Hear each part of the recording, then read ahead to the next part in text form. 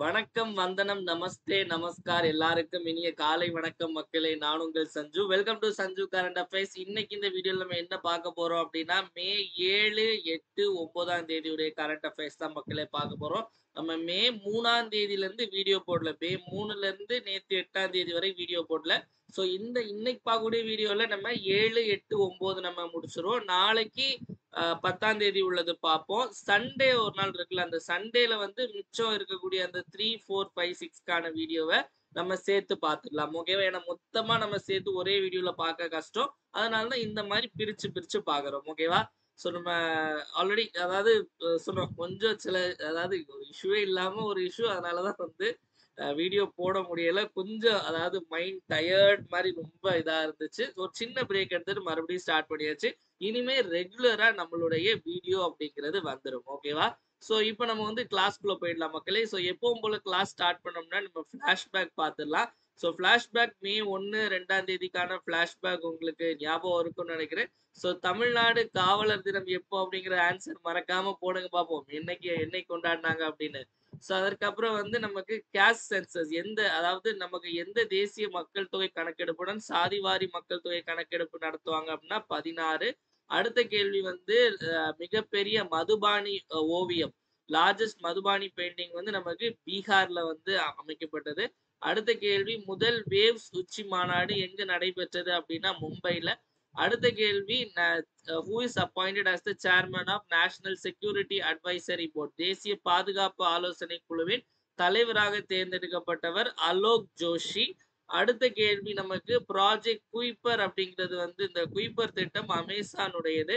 அடுத்த கேள்வி, த காஷ்மீர் ஷால் அப்படிங்கிற புத்தகத்தினுடைய ஆசிரியர் வந்து ரோசி தாமஸ். அடுத்த கேள்வி, விச் டீம் வந்த பிரீமியர் லீக் 2024-25, என்ன ஆன்சர்? நமக்கு லிவர்பூல் அப்படிங்கிறதா சரியான விடை.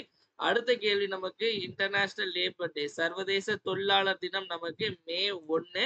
மகாராஷ்டிரா மற்றும் குஜராத் மாநில தினமும் நமக்கு மே 1. அதற்கு அடுத்து உஜ்வாலா தினம், இந்த கேஸ் சிலிண்டர் ஸ்கீம், அதுவும் மே 1. அதே மாதிரி டூனா தினம் வந்து டூனாங்கிறது மீன். ஸோ வேர்ல்ட் டூனா டே அப்படிங்கிறது மே 2. இப்போ வந்து மே 7, 8, 9ஆம் தேதிக்குள்ள கரண்ட் அஃபேர்ஸ்க்குள்ள போயிடலாம் மக்களே. முதல்ல தமிழ்நாடு நியூஸ்க்குள்ள போயிடலாம். ஓகேவா? ஸோ தமிழ்நாட்டுல பாத்தீங்க அப்படின்னா, தமிழ்நாட்டுல வணிகர்கள் தினமாட்டு வந்து கவர்மெண்ட் வந்து அபிஷியலா ஒன்னு அனௌன்ஸ் பண்ணியிருக்காங்க. அதாவது ட்ரேடர்ஸ் டே, இப்போ வணிகர்கள் தினம். ஸோ வணிகர்கள் தினம் வந்து எப்பவுமே எப்போ நடக்கும் அப்படின்னா, இந்த வணிகர்கள் மாநாடுன்னு ஒன்று கண்டக்ட் பண்ணுவாங்க. எப்போ அப்படின்னா மே 5ஆம் தேதி. இது அபிஷியலா கிடையாது. ஓகேவா? அதாவது வந்து இந்த வணிகர் சங்கம்லாம் இருக்கும்ல, இந்த தமிழ்நாடு வணிகர் சங்கத்துல இருந்து மே 5 ஒரு நாள் பாத்தீங்க அப்படின்னா கடையெல்லாம் அடைச்சு அந்த மாநாட்டுக்கு போவாங்க. ஸோ அந்த மே 5 தான் வந்து வணிகர்கள் தினமா வணிகர்கள் மத்தியில கொண்டாடிட்டு இருந்தாங்க. ஸோ இதை வந்து இந்த வாட்டி வந்து நம்மளுடைய கவர்மெண்ட் வந்து ஒரு அரசாணை போட்டு இந்த மே 5 வந்து வணிகர்கள் தினமா வந்து கொண்டாடப்படும் அப்படிங்கிற ஒரு அனௌன்ஸ்மெண்ட் பண்ணியிருக்காங்க. ஸோ அது மட்டும் இல்ல, அதுல நிறைய அனௌன்ஸ்மெண்ட் பண்ணாங்க. அதுல முக்கியமா இன்னொரு அனௌன்ஸ்மெண்ட் என்ன அப்படின்னா, அதாவது இப்போ ஒரு ஆர்டர் இருக்கு. என்ன அப்படின்னா, கடையை வந்து அதாவது ஷாப் எல்லாம் வந்து 24 மணி நேரம் ஓபன் பண்ணிக்கலாம் அப்படிங்கிற ஒரு ஆர்டர் இருக்கு. அந்த ஆர்டர் வந்து ஜூன் 4ஆம் தேதியோட முடிஞ்சு, அதை வந்து இன்னும் ஒரு 3 வருஷத்துக்கு எக்ஸ்டெண்ட் பண்றோம் அப்படிங்கிற மாதிரி சொல்லியிருக்காங்க. ஸோ இந்த மாதிரி பாத்தீங்க அப்படின்னா வணிகர்களுக்கான சில விஷயங்களை வந்து நம்மளுடைய அரசு வந்து பண்ணியிருக்காங்க. ஸோ மே 5 வணிகர் தினம் அப்படிங்கிறத ஞாபகத்தில் வைத்துக் கொள்ளுங்கள்.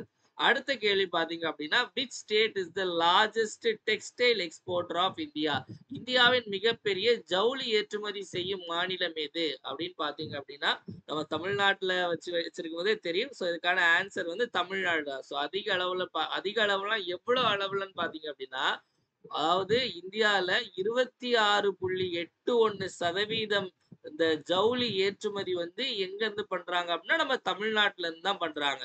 இதனுடைய மதிப்பு மட்டும் எவ்வளவு அப்படின்னு பாத்தீங்க அப்படின்னா, US$ மதிப்புல நமக்கு 36.61 பில்லியன். ஓகேவா? ஸோ $36.61 பில்லியன் வந்து இதனுடைய மதிப்பு. ஓகேவா? டோட்டல் வேல்யூ என்ன அப்படின்னு பார்த்தாங்கன்னா, இதுல 2வது இடம் பாத்தீங்க அப்படின்னா நமக்கு குஜராத், 3வது இடம் மகாராஷ்டிரா. ஸோ அதனால டெக்ஸ்டைல் எக்ஸ்போர்ட்டர்னு கேட்டா தமிழ்நாடு தான். அதுக்கு அடுத்ததுதான் குஜராத், மகாராஷ்டிரா எல்லாமே. ஓகேவா? ஸோ நமக்கு தமிழ்நாடு பொறுத்த வரைக்கும் தமிழ்நாடுடைய ஜவுளி தலைநகரம், டெக்ஸ்டைல் கேபிட்டல் ஆஃப் தமிழ்நாடுன்னா நம்ம எதை சொல்லுவோம்? தமிழ்நாடுனுடைய டெக்ஸ்டைல் கேபிட்டல் எது? தமிழ்நாடுடைய டெக்ஸ்டைல் கேபிட்டல் வந்து கரூர் தான் தமிழ்நாட்டினுடைய டெக்ஸ்டைல் கேபிட்டல். ஓகேவா? ஸோ அதே மாதிரி நம்ம டெக்ஸ்டைல் பத்தி இன்னொரு விஷயம் கூட அந்த ஸ்கீம் பார்க்கும்போது பார்த்தோம். அதாவது பிஎம் மித்ரா திட்டம்னு ஒண்ணு இருக்கு. அதற்கு கீழே ஒரு 7 இடத்துல பெரிய ஜவுளி பூங்காக்கள் வந்து மத்திய அரசு அமைக்கிறாங்க.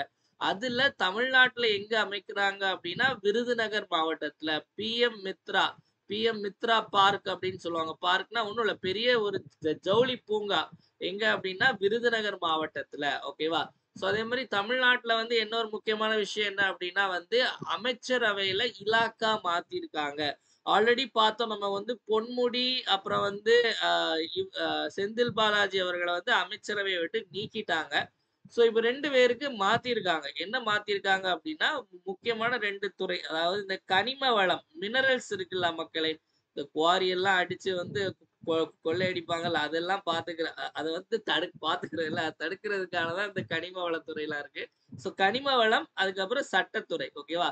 இதுக்கு முன்னாடி வந்து சட்டத்துறையை பார்த்துட்டு இருந்தது யாரு அப்படின்னா வந்து நமக்கு ரகுபதி அப்படிங்கிறவர்.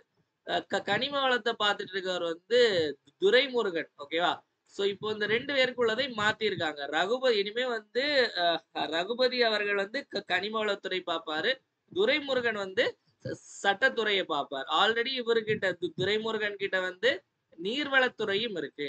வாட்டர் ரிசோர்ஸ் டிபார்ட்மெண்ட்டும் பாத்துக்கிறது யார் அப்படின்னா துரைமுருகன் அவர்கள்.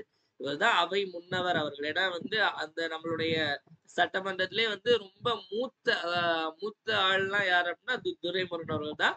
சோ வயசு அப்படின்னு இல்லை. என்ன அப்படின்னா வந்து நிறைய வாட்டி கிட்ட 10 வாட்டி கிட்ட எம்எல்ஏயா இருந்திருக்காரு. ஆக்சுவலி இந்த வாட்டி வந்து ஜஸ்ட் மிஸ்ல ஜெயிச்சாரு.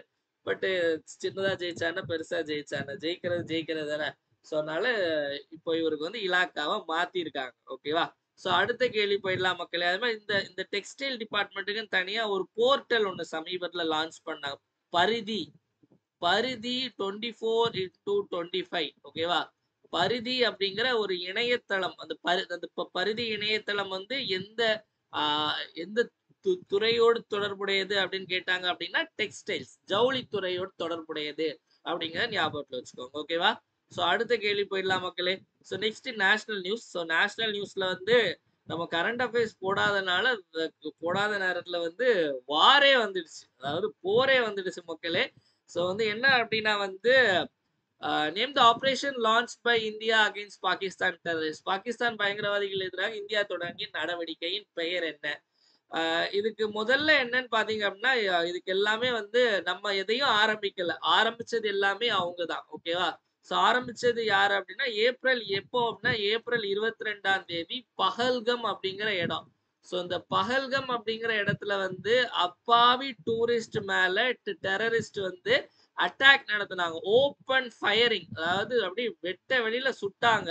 சோ அதுல கிட்டத்தட்ட பாத்தீங்க அப்படின்னா 26 பேர் வந்து தங்களுடைய இன்னுயிரை தியாகம் பண்ணாங்க. டூர் போன இடத்துல வந்து தங்களுடைய உயிர் நீக்க வேண்டிய ஒரு சூழ்நிலை ஆகி போச்சு. ஓகேவா? ஏப்ரல் 22. இதற்கு பழி வாங்குவதற்காக தான் நம்ம இந்தியா ஆரம்பிச்சது வந்து ஆபரேஷன் சிந்தூர் அப்படிங்கிறது. சிந்தூர் அப்படின்னா என்ன? சிந்தூர்னா வந்து நம்ம தமிழ்ல குங்குமம்னு அர்த்தம். அதாவது கல்யாணம் ஆன பெண்கள் வந்து பாத்தீங்க அப்படின்னா இந்த இடத்துல வந்து குங்குமம் வைக்கிறது வந்து வழக்கம். ஓகேவா? இந்த பகல்கம் அட்டாக்ல பாத்தீங்க அப்படின்னா நிறைய பெண்கள் வந்து தன்னுடைய கணவர்களை வந்து கணவர்களுடைய தியாகம் செஞ்சனால அவங்களால வந்து இனிமே பொட்டு வைக்க முடியாது, சிந்தூர் அப்படிங்கறத வைக்க முடியாது. சோ அதற்கு பழிவாங்க விதமா தான் வந்து இந்த ஆபரேஷனுக்கு, அதாவது பாகிஸ்தான் தீவிரவாதிகளை வந்து அடிக்கிறதுக்கான ஆபரேஷனுக்கு வந்து சிந்தூர் அப்படின்னு பேர் வச்சாங்க. இதுல என்ன அப்படின்னா பாகிஸ்தான்ல ஒரு பெரிய பிரச்சனை என்னன்னா டெரரிஸ்டுக்கு ஃபுல்லா சப்போர்ட் பண்றது வந்து பாகிஸ்தான். ஓகேவா? இது வந்து நான் சொல்லல, இது இந்தியன் கவர்மெண்ட் சொல்லுது, வேற பல நாடுகளுடைய கவர்மெண்ட் வந்து சொல்லுது. தயவு செஞ்சு இந்த டெரரிசத்துக்கு சப்போர்ட் பண்ணதை நிறுத்தி தொலைங்கடான்னு சொல்லிட்டு இருக்காங்க. கேட்க மாட்டேங்கிறாங்க. சோ அதற்கு தக்க பதிலடி தான் இப்போ நம்ம பேசிட்டு இருக்கக்கூடிய வேளையில வந்து பாகிஸ்தான் வாங்கிட்டு இருக்காங்க. ஓகேவா? சோ இத வந்து அதாவது இந்த ஆபரேஷன் சிந்தூர் மூலமா என்ன பண்ணாங்க அப்படின்னா இந்தியா வந்து இந்த பாகிஸ்தான் ஆக்குமைட் காஷ்மீர்னு ஒரு இடம் இருக்குல்ல, அதாவது பாகிஸ்தானால ஆக்கிரமிக்கப்பட்ட காஷ்மீர் அந்த பகுதிகளில் இருக்கக்கூடிய ஒரு 9 இடம், அந்த இடத்துல இருக்கக்கூடிய டெரரிஸ்ட் பேசஸ் எல்லாத்தையும் அட்டாக் பண்ணாங்க. ஓகேவா? சோ இந்தியா தரப்புல வந்து அந்த டெரரிஸ்ட் இருக்கக்கூடிய இடங்கள்ல அட்டாக் பண்ணாங்க. சோ அதுல நிறைய பெரிய தலைங்களுக்கு வந்து காலி ஆயிடுச்சு. இதுல இப்ப என்ன ஆயிடுச்சு அப்படின்னா, இது இது இது வந்து டெரரிஸ்டா இது பாகிஸ்தான்ல முதல்ல கேட்கும்போது பகல்கம் அட்டாக்கும் எங்களுக்கும் சம்மந்தம் இல்ல. ஏதோ டெரரிஸ்ட் பண்றதுக்கு எங்களை கொண்டு எங்க மேல பழி போடுறீங்களேன்னு சொன்ன அதே பாகிஸ்தான் கவர்மெண்ட் வந்து இந்த இந்த டெரரிஸ்ட் கொஞ்சம் பேர் இப்ப இந்த ஆபரேஷன் சிந்தூர்ல செத்துட்டாங்கல்ல. சோ அவங்களுடைய இறுதி சடங்குல பாகிஸ்தான் ஆர்மி போய் கலந்துகிட்டு அவங்களுக்கு வந்து அந்த இறுதி சடங்கு பண்றாங்க. சோ இதுல இருந்தே அதாவது வந்து இதுல இருந்தே வந்து ஈஸியா வந்து கண்டுபிடிச்சிடலாம் என்ன அப்படின்னா வந்து பாகிஸ்தான் வந்து சப்போர்ட் பண்றாங்க. இது இது இதை வச்சுதான் கண்டுபிடிக்கணும்னு இல்ல. ஜெனரலாவே எல்லாருக்குமே தெரிஞ்ச ஒரு விஷயம் தான். அதுக்கப்புறம் என்ன ஆயிடுச்சு அப்படின்னா நேத்து வந்து திடீர்னு ஒரு 8 மணிக்கு மேல என்ன ஆயிடுச்சு அப்படின்னா பாகிஸ்தான்ல இருந்து ட்ரோன் அட்டாக். அதாவது ட்ரோனை வச்சு அட்டாக் பண்ண ஆரம்பிச்சிட்டாங்க. சோ ட்ரோனை வச்சு அட்டாக் பண்ணது எந்தெந்த இடத்துல எல்லாம் பாத்தீங்க அப்படின்னா வந்து உங்களுக்கு இந்த நம்ம இந்தியால பாத்தீங்கன்னா முக்கியமா இந்த பார்டர் ஏரியாஸ்ல எல்லாமே, அதாவது வந்து ராஜஸ்தான் குஜராத் எல்லாமே பாகிஸ்தான் பார்டர் தான். ஓகே. சோ முக்கியமா அவங்க ஜம்மு அட்டாக் பண்ணாங்க. அதுக்கப்புறம் வந்து இந்த ராஜஸ்தான்ல வந்து ஜெய்சல்மர், அப்புறம் அந்த பொக்ரானு, அதே மாதிரி வந்து குஜராத்ல கட்ச் அப்படிங்கிற ஏரியா இது எல்லாத்துலயும் வந்து ட்ரோன் அட்டாக் பண்ண ஆரம்பிச்சாங்க. ஆனா இந்தியா வந்து இது எல்லாத்தையுமே வந்து இந்த ட்ரோன் அட்டாக் எல்லாத்தையுமே வந்து முறியடிச்சிட்டாங்க. சோ இதுக்கப்புறம் வந்து நம்ம வந்து பொறுமை காக்க முடியாதுன்னு சொல்லி உள்ள ஏறி அடிக்க ஆரம்பிச்சிட்டாங்க. இந்தியா வந்து அவங்கள லாகூர், அதே மாதிரி இஸ்லாமாபாத், கராச்சி போர்ட் எல்லாத்தையும் உள்ள போந்து துவம்சம் பண்ணிட்டாங்க. இன்னும் அபிஷியலா நியூஸ் வரல. பட் எல்லாமே அபிஷியலா கவர்மெண்ட் சைட்ல இருந்து எதுவும் வரல. பட் இது எல்லாமே நம்ம செய்திகள்ல நம்ம பார்த்தது. ஓகேவா. அதாவது கிட்டத்தட்ட 26 இந்தியாவுடைய போர் கப்பல்கள் வந்து பாகிஸ்தானை சுத்திய வண்ணமே இருக்குது. அதுல முக்கியமா வந்து ஐஎன்எஸ் விக்ராந்த். ஓகேவா. அதாவது இந்தியாலே வந்து ஒரு பலம் வாய்ந்த ஒரு போர்க்கப்பல் அப்படின்னா ஐஎன்எஸ் விக்ராந்த். அது வந்து கராச்சி போர்ட்ல வச்சு அதாவது இது எல்லாமே அந்த கராச்சி போர்ட் கிட்ட வந்து கராச்சி போர்ட்டை கிட்டத்தட்ட கைப்பற்றின மாதிரிதான் செய்திகள் வருது.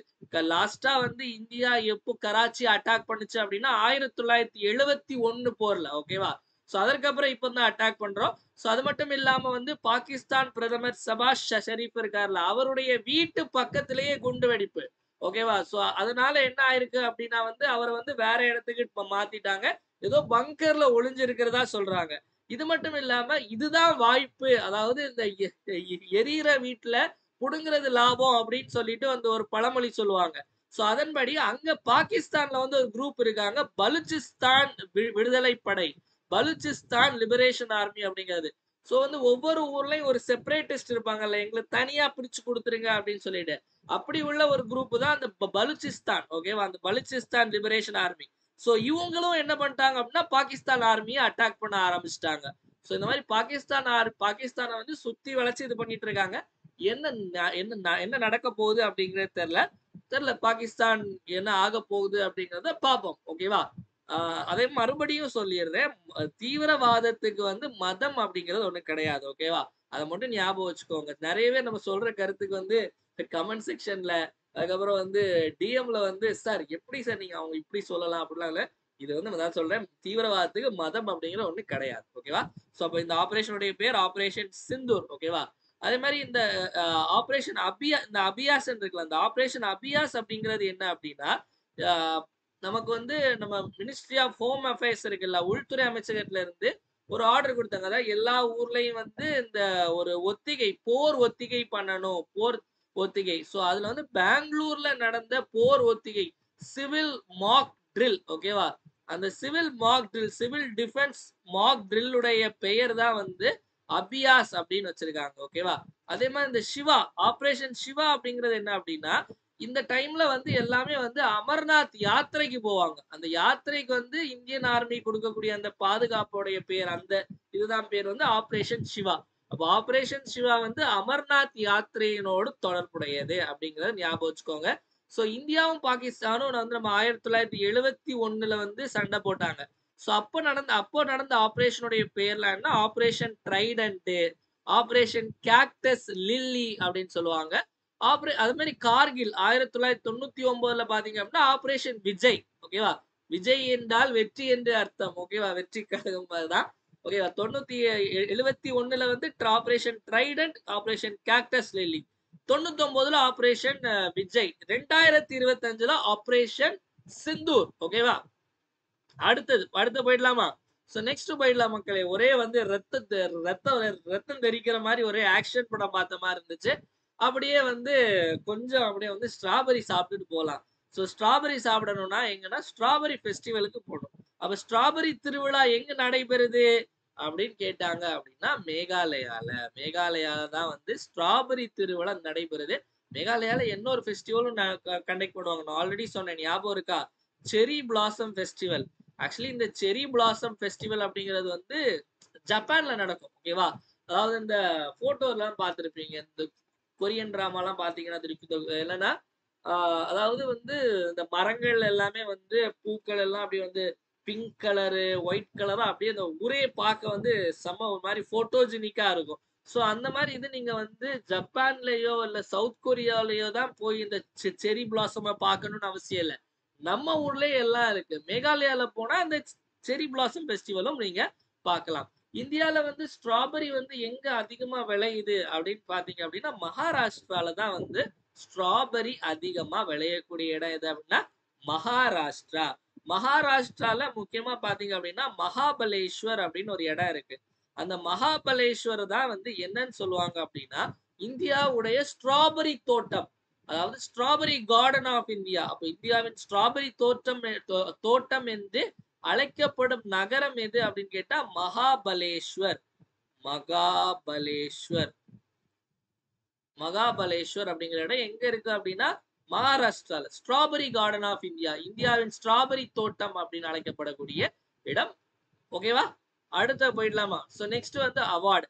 யாருக்கு என்ன அவார்டு கொடுக்க போறோம் அப்படின்னு பாத்தீங்க அப்படின்னா ஒரே போரா இருக்குல்ல. அமைதிக்கான ஒரு விருதை பத்தி பேசிடலாமா? இன்டர்நேஷனல் புத்தா பீஸ் அவார்டு, சர்வதேச புத்த அமைதி விருது 2025. இந்த புத்தா அமைதி எல்லாம் பார்த்தோன்னே வந்து டக்குன்னு வந்து நமக்கு வந்து ரெட்ரோ தான் ஞாபகம் வரும். ஓகேவா? சோ ரெட்ரோல வந்து புத்தா பத்தி எல்லாம் நிறைய இது பண்ணிருப்பாங்க, தம்மா அது இதெல்லாம். சோ படம் எப்படி இருக்கு அதுக்குள்ளலாம் போக வேண்டாம். So international Buddha peace award வந்து யாரு கிடைச்சிருக்கு அப்படின்னா யூசுப் அலி, அதாவது முஸ்தபா யூசுப் அலி அவர்களுக்கு வழங்கப்பட்டிருக்கு. இந்த அவார்டு வந்து கவர்மெண்ட் விருதுலாம் இல்லை, 2009ல இருந்து கொடுக்க ஆரம்பிக்கிறாங்க. ஸோ இது வந்து மைத்ரி பீஸ் ஃபவுண்டேஷன் அப்படிங்கிற ஒரு தனியார் அமைப்பு கொடுக்கக்கூடிய விருது. இது வந்து யாரு கிடைச்சிருக்கு அப்படின்னா இந்த இவங்களுக்கு முஸ்தபா யூசுப் அலி, இந்த அங்கூர் பட்டாச்சார்ஜி, அபிநந்த் பிரதாவதி, இவங்க 2 பேர் இருக்காங்க. இவங்க 2 பேரும் வந்து டேபிள் டென்னிஸ் பிளேயர். ஓகேவா? அண்டர் 19 எல்லாம் ஜெயிச்சிருக்காங்க. சமீபத்துல இவங்க செய்திகள்ல வந்தாங்க. சோ அதனால இத ஆப்ஷன்ல ஆட் பண்ணிருக்கேன். அப்ப அங்கூர் பட்டாச்சார்ஜி, அபிநந்த் வந்து எந்த விளையாட்டோடு தொடர்புடையவங்கன்னு கேட்டா டேபிள் டென்னிஸ் அப்படிங்கிறத ஞாபகத்தில் வைத்துக் கொள்ளுங்கள். அடுத்தது அப்பாயின்மெண்ட். யாருக்கு என்ன அப்பாயின்மெண்ட்? இது கொஞ்சம் பெரிய அப்பாயின்மெண்ட். இது வந்து கொஞ்சம் பெரிய அப்பாயின்மெண்ட். என்ன அப்படின்னா வந்து ஜெர்மனியுடைய அதிபர், ஜெர்மனிங்கிறது ஒரு பெரிய நாடு, அங்க அதிபர் என்னன்னு சொல்லுவோம் அப்படின்னா சான்சலர் அப்படின்னு சொல்லுவோம். ஓகேவா?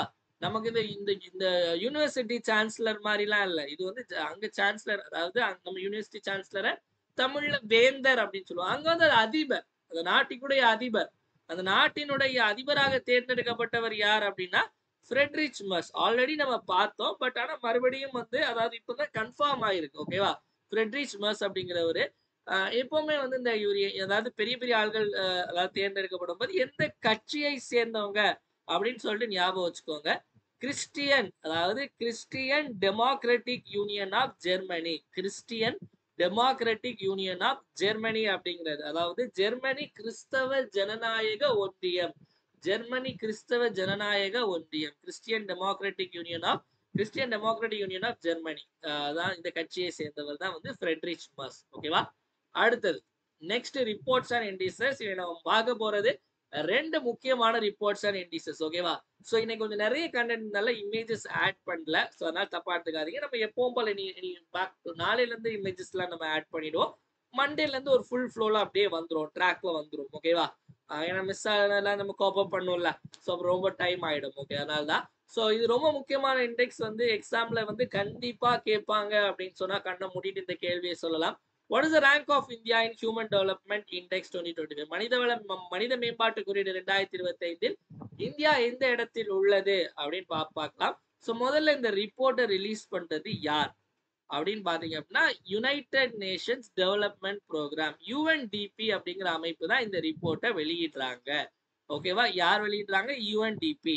ஸோ இதுல வந்து பாத்தீங்க அப்படின்னா நமக்கு வந்து நிறைய விஷயங்கள், அதாவது என்ன அப்படின்னா நமக்கு லைஃப் எக்ஸ்பெக்டன்சி எவ்வளவு வருஷம் உயிர் வாழ்வோம், அதே மாதிரி ஸ்கூலிங் எவ்வளவு வருஷம் வந்து ஸ்கூலிங் போவோம், அதே மாதிரி வந்து நம்மளுடைய இந்த பெர் கேபிட்டா இன்கம், இது எல்லாம் இந்த மாதிரி இதுகள்லாம் வச்சுதான் இந்த இண்டெக்ஸை வந்து கால்குலேட் பண்றாங்க. ஓகேவா? ஸோ இந்த இண்டெக்ஸ்ல கால்குலேட் பண்ணும்போது முதலிடம் யாரு அப்படின்னா வந்து ஐஸ்லாந்து தான் முதலிடம். ரெண்டாவது இடம் யாரு அப்படின்னா நார்வே தான் இரண்டாவது இடம். மூணாவது இடம் யாரு அப்படின்னா சுவிட்சர்லாந்து தான் வந்து மூணாவது இடம். கடைசி இடம் மொத்தம் எத்தனை நாடுகளை கால்குலேட் பண்றாங்கன்னா 193 நாடுகள்.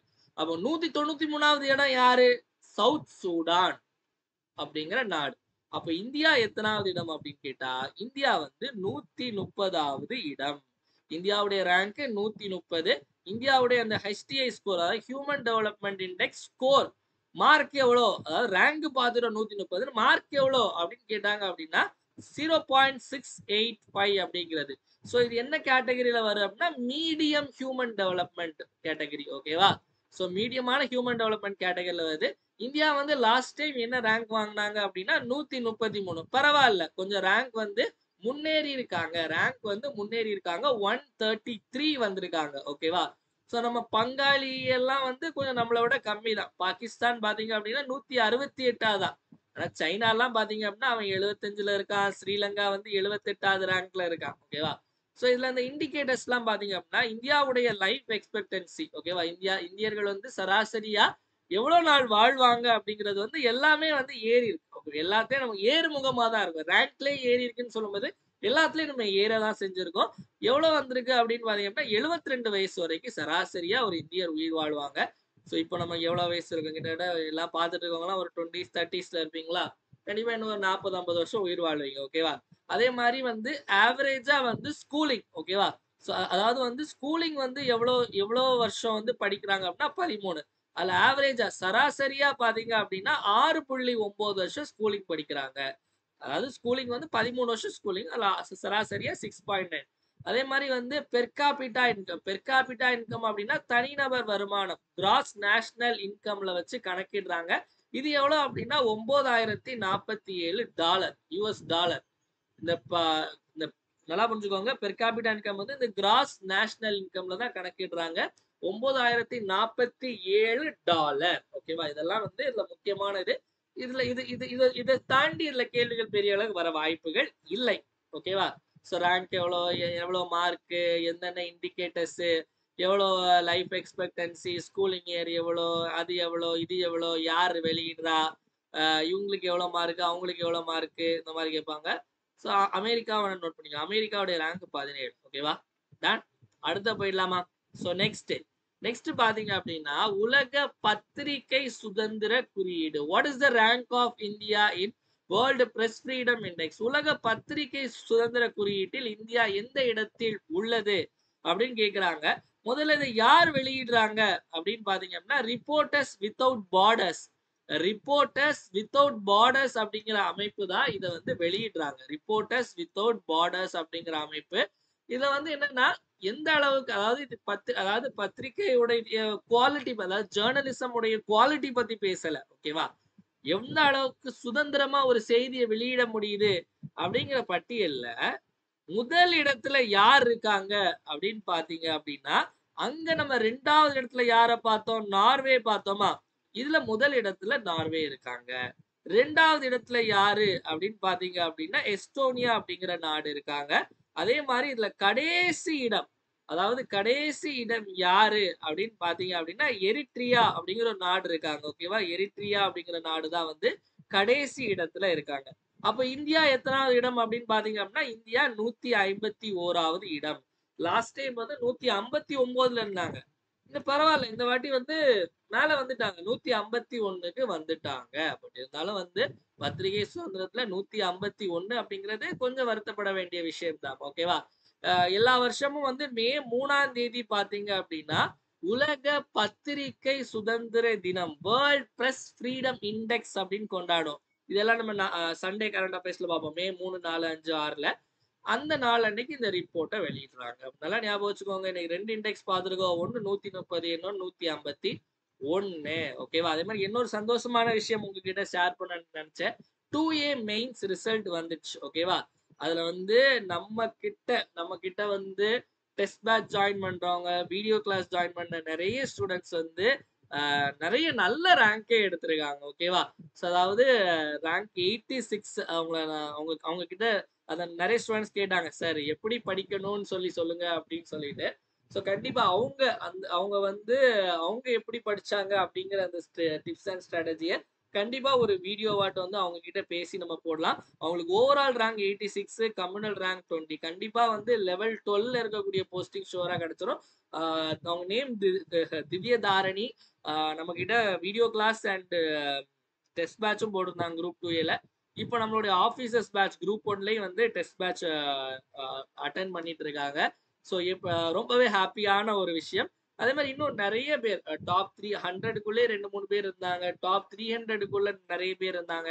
எல்லாமே வந்து உங்களுக்கு வந்து இது எதுவும் உருட்டு கிடையாது. எல்லாமே வந்து உண்மை. அவங்க அனுப்பின மெசேஜ் அவங்களோட மார்க் ஷீட்டோட நம்ம டெலிகிராம் குரூப்ல ப்ரூஃப் போட்டிருக்கோம். அதை நீங்க போய் செக் பண்ணி பார்த்துக்கலாம். ஓகேவா? ஸோ ரொம்ப சந்தோஷமான விஷயம். ஏன்னா நம்ம யூடியூப் சேனல் நம்ம தனியா முன்னாடி வந்து வேற 2 இன்ஸ்டியூட் கூட ஒர்க் பண்ணிட்டு இருந்தோம். இப்ப தனியா வந்து ஆரம்பிச்சு நம்ம தனியா ஒண்ணு பண்ண ஆரம்பிச்ச பிறகு வந்த முதல் ரிசல்ட். ஸோ அதுல வந்து இவ்வளோ ஒரு சக்சஸ் கிடைக்கும் நம்ம எதிர்பார்க்கல. ரொம்பவே ஹாப்பி மக்களே. ஸோ ரொம்பவே ஹாப்பி. ஸோ சந்தோஷமா இருக்கு. உங்ககிட்ட ஷேர் பண்ண வேற யாருக்கிட்ட ஷேர் பண்ண போறோம். ஓகேவா? ஸோ அடுத்தது போயிடலாம். ஸோ நெக்ஸ்ட் பாத்தீங்க அப்படின்னா விளையாட்டு செய்திகள். ஸோ விளையாட்டு செய்திகள்ல என்ன, பாகிஸ்தான் இந்தியா கூட விளையாடிட்டு இருக்காங்க. அது மாதிரி ஐபிஎல் போட்டி நேற்றுக்கு பாதியிலே ஸ்டாப் பண்ணிட்டாங்க.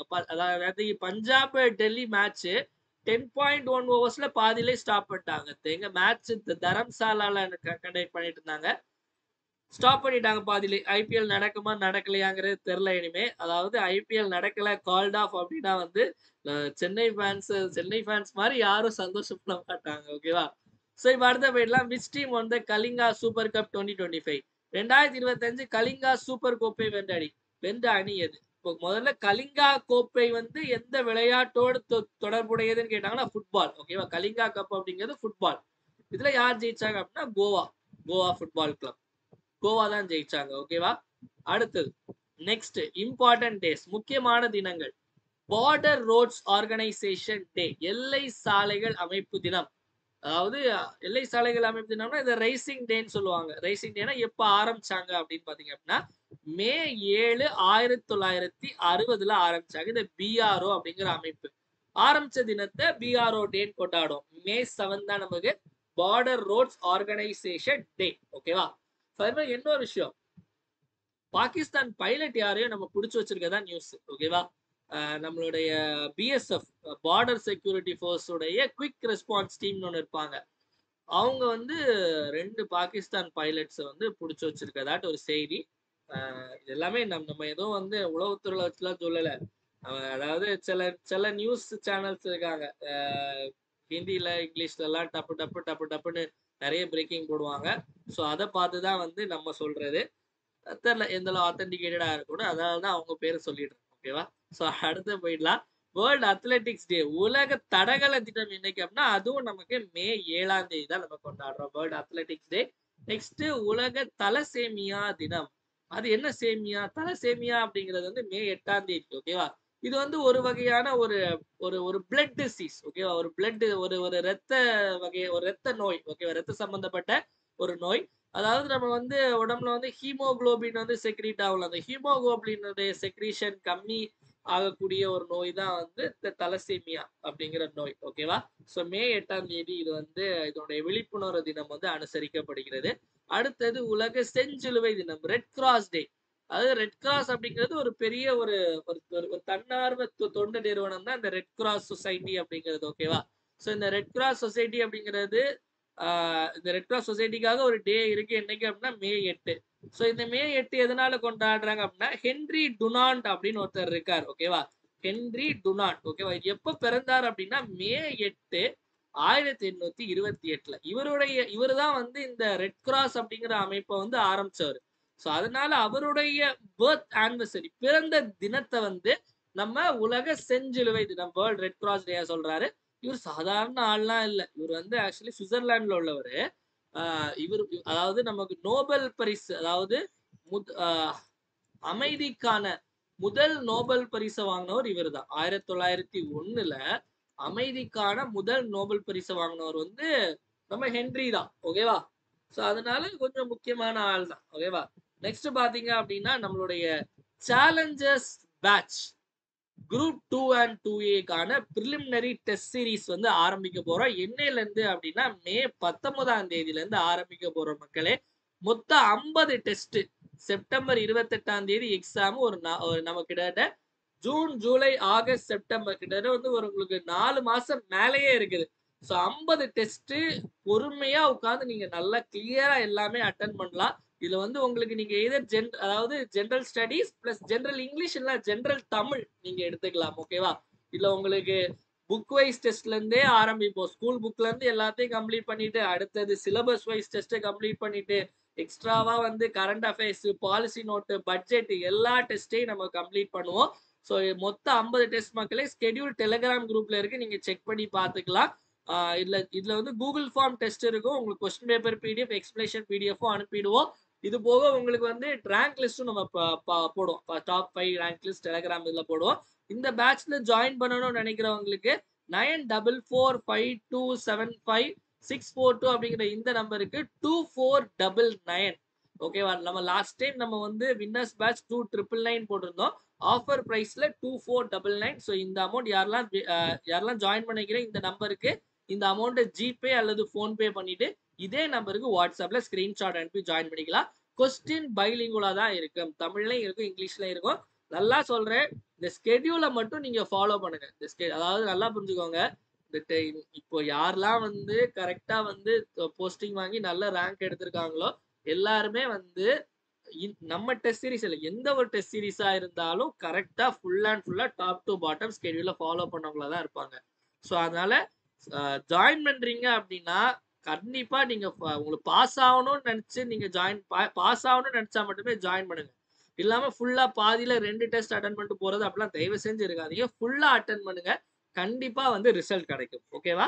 அது ஃபுல்லா அட்டன் பண்ணி ரிசல்ட் வரல அப்படின்னா நான் கேரண்டி. ஓகேவா? நெக்ஸ்ட் பாத்தீங்க அப்படின்னா நம்ம தினம் ஒரு திட்டம் பார்க்கலாம். டெய்லி ஒரு திட்டம் பார்த்துட்டோம். இன்னைக்கு பார்க்கக்கூடிய திட்டம் வந்து தமிழ் புதல்வன் திட்டம். தமிழ் புதல்வன் திட்டம் அதாவது பொண்ணுங்களுக்கு மட்டும்தான், காலேஜ் முடிக்கிற பொண்ணுங்களுக்கு மட்டும்தான் 1000 ரூபாய் கொடுப்பீங்களா, எங்களுக்கு கொடுக்க மாட்டீங்களா, பசங்க எல்லாம் உங்க கண்ணுக்கு தெரியலையா, எங்க ஓட்டு எல்லாம் உங்களுக்கு வேண்டாமா அப்படின்னு சொன்னது வந்து முதல்வர் மு.க. ஸ்டாலின் இப்ப என்னைக்கு கேட்டிருக்கு அப்படின்னா ஆகஸ்ட் 9ஆம் தேதி 2024ஆம் தேதி கேட்டிருக்கு. எங்க வச்சு கேட்டிருக்கு அப்படின்னா கோயம்புத்தூர்ல வச்சு கேட்டிருக்கு.